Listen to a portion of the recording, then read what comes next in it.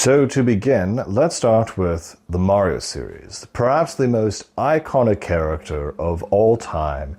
Not only for Nintendo, but video games in general, he was the very first character that many people think of when they think of video games. So with a compendium as long and as vast and as wide as Mario, where do we really start? Well, funnily enough, the very first game, Super Mario Brothers, and well, technically Mario Brothers, but technically his first appearance was Donkey Kong. Technically, there's all these technicalities, but this is the game that really started off. This was a game that was so well crafted in terms of quality and standardization that Super Mario Brothers, with the traditional Mario jumping on the Goombas, on the Koopas, and defeating Bowser, what everyone's familiar with, this is where it all started. And up until this day, this game really holds up. I think it's a great entry point, and the kind of attitude you want to come with when you get into this is that you don't necessarily want to beat it. I mean, I think you should at least beat the first castle with Bowser to get a feel for the game, but then after that, it just kind of escalates and revamps, and only if you're really hardcore you actually beat this game, because this comes from an era in which constant failure and the arcade mentality of putting in more and more quarters was the main driving model behind games. So for this one though, what's nice about it is that every single version of this game is virtually the same. There's no remaster or remake. I mean, there's always a new version, but the original Super Mario Brothers usually is unchanged in any format, whether you get it on a virtual console shop, emulation, or whatever. It's an incredibly simple side-scrolling game and surprisingly addictive. I would come home after school and play this game just for fun. And there's something about it, the simple music, the way they push the limits of the sound card to make a melody on its own is really impressive. And so this is really where you begin. Don't take it too seriously, just kind of jump in and enjoy it. Of course, then you have things like Mario Brothers 2, which I don't really recommend. This is where things kind of get okay-ish. Once you have the original inception of something, sometimes its sequel is better, and sometimes it's just more of the same, or they're trying to reinvent the wheel and not really sure. So 2, I would really kind of skip. However, you need to try 3. Super Mario Brothers 3 is my personal favorite of the retro Mario games. This is the one where you begin to have an overworld. You have like a swapping partnership between Mario and Luigi. You have these little kind of, I don't call them gambling houses, but these pit stops on the open world where you can get certain items. There's all these new powers like the Tanuki suit. Of course, you still have the Fire Flower, but now it really expands on the ideas of the first game. This feels like the proper sequel to the original. And again, I don't think anyone's expecting you to go in here and beat this whole thing. There are 8 total worlds, but at least go in here and have a taste for it. By modern gaming standards, again, this definitely still holds up. It's a lot of fun. The music, the vibes, everything, definitely worth a shot. A lot of fun. Now we move up one generation to the Super Nintendo, and we have Super Mario World. And so this is kind of like the next generation of the Mario games in the series, and this is where they kind of realized they captured lightning in a bottle, and they had all these different versions of Super Mario, like the Lost Levels and whatnot. But this was the main one that is kind of considered the next leap in the generation of technology for the Mario series. In World, it brings back, obviously, the world that they introduced in 3, but now it's more expansive. Now you can move back and forth between things. Another main aspect is the introduction of Yoshi as a character, so Mario will ride on Yoshi's back. He can able to fly throughout the sky and, suck up enemies and do certain other things. And so there's a more, it's similar to Mario Brothers 3, but it's just a slightly different vibe. Things are bigger, wider, more expansive. And this one, again, I'd recommend you try this one. But again, I personally like Mario Brothers 3. It feels more like the World-esque game rather than this one. But I still think this is worth at least trying in the series, but not something you necessarily want to beat. Again, a lot of these are very fun experiences, short experiences, so don't really put a Damocles over your head to finish or beat all of these. In the next step in the generation leap of technology, we arrive at the one, the only, N64, Mario 64. This is the game. Again, the previous ones like the Super Mario Brothers, Super Mario Brothers 3 and World, those are all fine things to try, to experience, to get acclimated to what Mario is, who he is, what the gameplay is about. This is where things take a turn, where they struck lightning with the 2D, and for their first foray into the 3D world, they struck lightning again.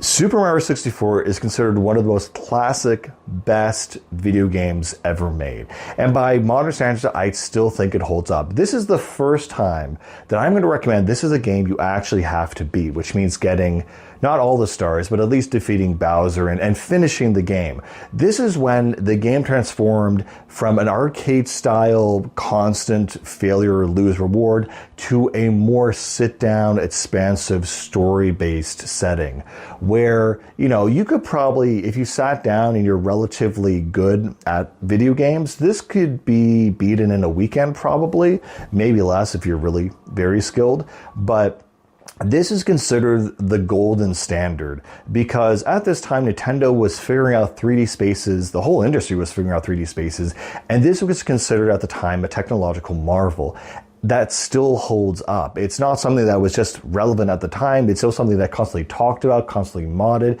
and having that context for what this game is and what it did and all the jokes and cultures that surrounds it, I can't help but still recommend this. This is the first, I would say, real game you really want to sink your teeth into, and the official, genuine Mario experience. So if you kind of look at the old 2D ones, you think, oh, I don't really want to try those. This is an absolute must try and must beat. This is kind of the golden principle. So if you don't ever play any Mario game in your life, 64 is the one to do. Next, in leap in technology, to the GameCube with Mario Sunshine. This is kind of a weird, not exactly controversial game where, they really nailed the 3D movement with Super Mario 64, and it was like, where do we go from here? And so nothing can really capture the iconic feeling of that 3D movement, but I think Mario Sunshine comes pretty close. In fact, I'm in maybe the minority where I think this game, on a very technical, movement level, I think this is actually better than Mario 64 in a lot of ways. It's just not quite as iconic.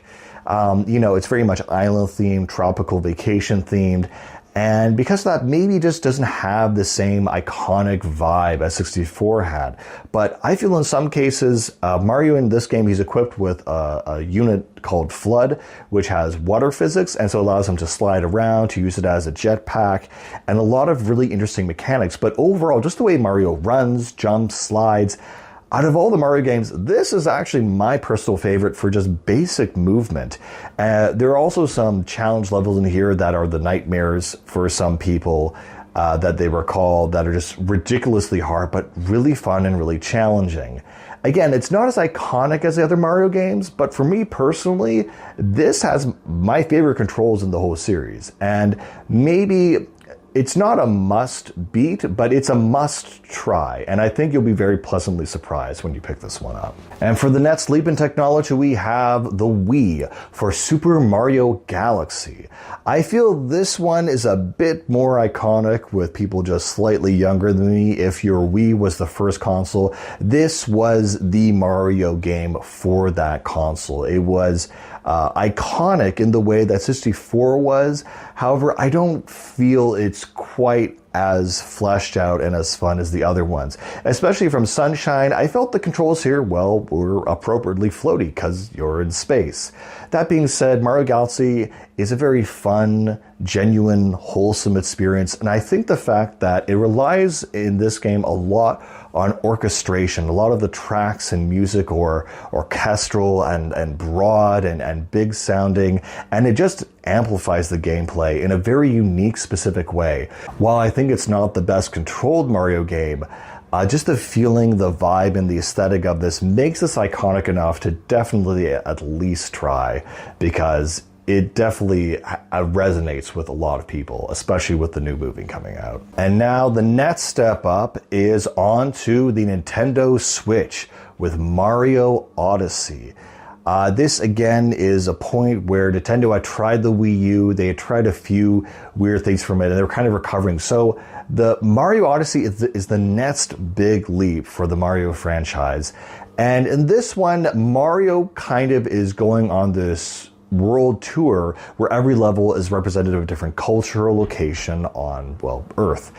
And this is the one where as the latest one in the series, I'm not super big on this one. Its main kind of attraction, or its main area, at least even on the box art here, is New York City, America. And so that's kind of the main vibe they're going for, and they bring into the other levels. There are also a very few cool, mechanics and homages. For example, there's this one section where Mario turns into 2D. There's a lot of callbacks, and the main mechanic is that Mario now has a cap called Cappy. And you can throw that cap and take possession of certain animals or enemies, and there's always a new mechanic constantly throughout the game. That being said, I kind of felt like the actual basic movement of Mario in this one was a bit slower and not my favorite, and it just felt like building up speed was always kind of an issue, and I felt like the levels weren't built around his actual movement style. While Mario 64, you could always long jump, or in Sunshine, you could always do a slip and slide kind of thing. I don't know. This one didn't really resonate with me, but this is kind of the latest one in the Mario series. Again, Mario is all about fun. There's not a lot of lore, there's not a lot of story, and so really it's just about pick up and play, and if you like it, you like it, and if you don't, you don't. And there's no real big commitment. But that is kind of the Mario series. Now that being said, there's obviously a far larger compendium of spin-off Mario games, and I can definitely go into those, but it's going to be a lot shorter and a little bit more succinct. Of course, we have the Mario Party games. Now, not a lot of people talk about Mario Party 1. I don't think it was that great, but Mario Party 2 is, I think, the first game in this series which I would consider actually playable, and very iconic, fun. They actually figured out a formula. They did it better in 3, and now there's like 10 of them. And honestly, it's become a very lightweight party game. It doesn't matter if it's on the GameCube, the Switch, the Wii, you kind of know what you're getting. But in terms of any kind of iconic, interesting experience, this first one here, I think, still holds up and gives you an idea of what they really established and created with this spin-off series. Next, onto Mario Kart, and I'm going to actually start with Mario Kart 64. There were 2 Mario Karts before this, Mario Kart and Super Mario Kart on the NES and SNES respectively, and those are okay, but honestly, I would not recommend them by modern standards. Mario Kart 64, however, is the first time that this series really gets something kind of special. The tracks, the music, the sound font. Actually, I miss a lot of the effects from this game, and this is really what started a lot of the iconic things like the blue shell. And again, it was their first foray into 3D. They had a bunch of 2D games under their belt, but again, the first 3D one. This one, of course, people have made better games from this one, but there's something about it that makes it feel kind of iconic. Again, just the sound effects and the style and the maps. I just really, really enjoy this. And I think if you were to start anywhere, again, there's no real commitment to these games as being Mario games. They're just meant to be picked up and played and kind of tossed aside. And it's interesting that Nintendo has always led with a Mario Kart for every single system. For some reason, this is a highly accessible, super easy game to pick up and just have fun with. And I know virtually everyone plays this, like your parents, your dog, everyone. Mario Kart just is easy and accessible for everyone to do. So if you want to start anywhere, I think 64 is a decent place to at least get a taste for what it started off as and the inception of this original idea. Next, if you jump a generation, we have the GameCube with Mario Kart Double Dash. This one right here is my favorite Mario Kart game, hands down. It's difficult enough, but it introduces a new mechanic where you can basically do a co-op mode where someone in the back controls the items and how to use them. I don't know what it is about this game. While again, it kind of has the same vibe to Mario 64 and Mario Sunshine. This one mechanically is more advanced, more fun, more interesting, and better in a lot of ways. Yet it just doesn't have the same traction and as iconic vibe as the original Mario Kart 64. So again, definitely worth something to try, but again, if it doesn't really grab you, don't feel obligated to stick around. But it is, again, my favorite of the series. Next up would be Mario Kart Wii, if I could find it, but for some reason I literally cannot. Mario Kart Wii is, again, where we begin this kind of, how would I call it, complacency with this series, where we're just making a Mario Kart because we're making a Mario Kart. It's nothing necessarily iconic or mechanically complex about it. It's just the next Mario Kart. It's kind of where they kind of gave up and said, look, it's just a kind of a leading loss. They kind of shipped it kind of at the start of the Wii, along with, of course, another very iconic Mario Kart game, Mario Kart 8. This one is the deluxe version, which has kind of become the face of Mario Kart, at least until Mario Kart World on the Switch 2. Now, for Mario Kart Wii, at least that one was okay. It was, just karts and bikes, and they introduced some new mechanics and things like that, but on the whole, there wasn't anything really new, except maybe a few new characters, some races. And here with 8, it's kind of the same thing. There's a whole new roster of even characters from Splatoon and Zelda and a whole bunch of new maps, and including incorporating previous old maps and just a real kind of ultimate experience compendium of the Mario Kart franchise. So again, which is great to get into. My only kind of complaint about this is, for whatever reason, even at like the hardest difficulty, 150cc or 200, it still feels really slow and just really easy. And for anyone who's wondering, like, these games are not known for being super easy, like the original 64, obviously, and I'm not someone who really, is a huge difficulty fan. I actually prefer kind of easy, fun games, but then some things can be a little bit too easy. There's some games that are almost so easy they're boring, and that's kind of where this game kind of rides the rails a little bit. So despite all that, I think anyone who's going to Mario Kart isn't looking for an intense, real kart racing experience. They're just looking to kind of have fun. That being said, I found it to be kind of honestly boring. But regardless of all that, I would actually recommend this as the absolute must try. If there's any Mario Kart game you actually are curious about playing, this has a compendium of every race, every track, every character. It's kind of, again, like a compilation of the past 20 years of this series. And again, it's very easy to get into, and I think most people who want to play Mario Kart are looking for an easy experience. Again, 64 is very iconic with its soundscape and style. But if you just want to own one Mario Kart game, this is the one I would buy. And of course, with Mario Kart World, it's a whole new dimension which has opened up and has really pushed it forward in a new direction that they really needed, because they were just doing the same thing over and over again. So again, that's a new frontier that we're on. Next up is a very weird Mario offshoot, and the most interesting, bizarre, and strange one, to be honest, which is the Mario RPG series, starting with Super Mario RPG and the Legend of the Seven Stars. And so I believe this first one was created in collaboration with Square before it became Square Enix, and then Intelligent Systems for the 3D ones. So if you ever wondered what a Mario RPG was like, here it is at the inception. Should you start with Mario RPG and The Legend of the Seven Stars? You can, but every game in the series kind of has the same, more or less, overall vibe.